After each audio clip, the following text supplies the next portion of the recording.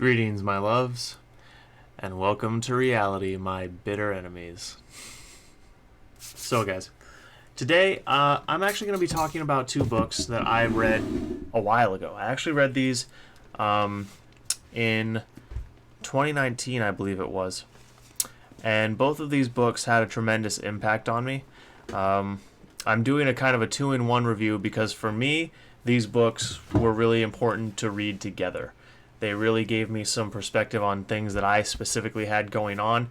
But I think the overwhelming majority of people in my generation, especially, and probably the generation directly preceding mine, and probably the one preceding that too, could all benefit. Oh, and especially the one following mine. Fucking Gen Z.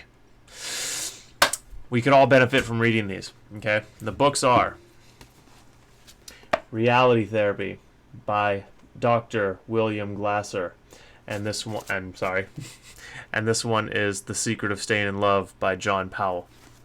I want to explicitly state that I do not agree with every concept and idea in these two books. Especially, most distinctly, I want to say that I do not agree with everything in Reality Therapy. In Reality Therapy, he puts forth the opinion that some mental illnesses don't really exist, and this was written before we had a lot of hard science documenting some of these, so it's excusable that he had this opinion when he had it, but the science, I hate that term, but science, not the science, but science has since debunked some of his ideas. But what science hasn't directly debunked, in my opinion, still holds true. So I definitely think it's worth a read, especially if you're someone who struggles with how to bring people into a truer perception of reality, how to get your kids to live in a more true version of reality. I think it's a really solid read. And it's actually the Reality Therapy. This actually wasn't written as a self-help book.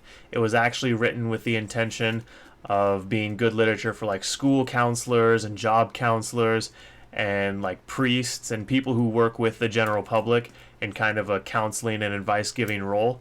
It was written for people like that, so they would have a scientific and well-structured approach to helping the majority of people. And I think in that function, this book is great. So, moving on to The Secret of Staying in Love, I really can't remember anything in here that I really adamantly disagreed with. This book had some profound things in it, in my opinion, and it really teaches you how to love others and yourself. And it really helped me in a lot of ways. I think if you're someone who struggles with loving yourself, and especially if you're someone who struggles with showing love to others, I think you should read it. I really do. And I can tell you that I am a better person for having read these two books. So, like I said, guys, this was just a really short little micro review. This video isn't going to be very long because it doesn't really need to be very long. I think self-help books are kind of an overdone thing, but I think the good ones are worth reading. If you find a self-help book that has great reviews and it specifically talks about the thing that you need help with, I think it's worth checking out certain self-help books. Obviously, I don't think all of them are going to be good, but it used to be common knowledge that if you wanted to really know about something or get really good insight into something, you had to go pick up a book about it. And I think even in the modern digital age, that really is still true. It's true that you can find information about anything for free online, but sometimes the really good information is still behind the paywall in the form of a book. So I highly recommend that if you have an issue with loving others or giving reality a proper and analysis of perceiving reality property, go check out these two books specifically, And don't be afraid to buy a self-help book for whatever issue you might have, because the truth is there's no shame in asking for help. And I think that we all need to be willing to open our eyes and our minds and look for the solutions to our problems, because sometimes we just don't find them on our own. All right, guys, that's all I had for you.